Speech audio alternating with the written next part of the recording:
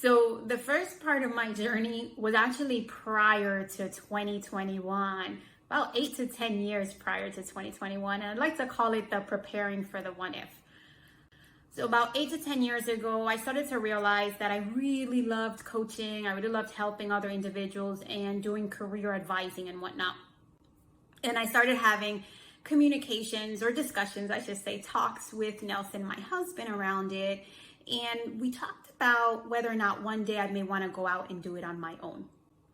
And since we knew that that was a possibility, there were a few things that we did to prepare for just in case one day, what if I did decide to go off on my own? So what were some of the things that we did, high level?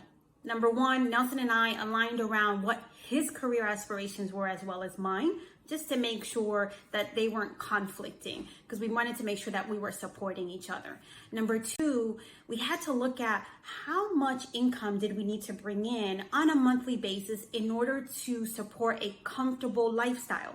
We also had to define what a comfortable lifestyle was for us. What did it look like?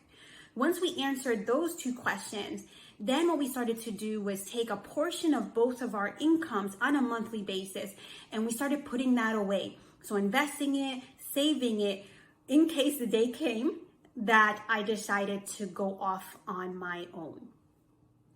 So fast forward to the beginning of 2021, and we were in a much better spot than we were 8 or 10 years ago, right? Financially, we were much more stable.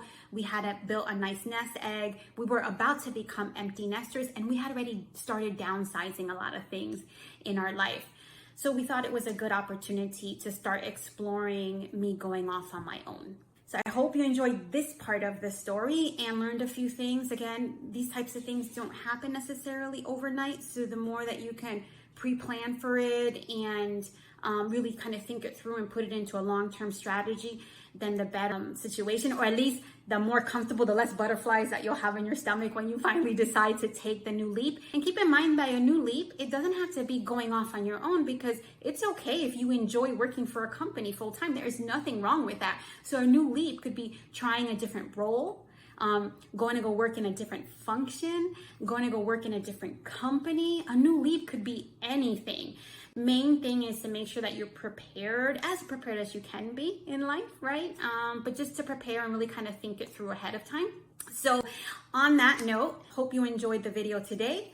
I look forward to talking to you tomorrow, where I'm going to share a little bit in terms of my paradigm, because oftentimes your biggest challenge or hurdle that you have to overcome when you're going to try something new and different. So I'll talk a little bit about that tomorrow. All right. Thanks. Bye.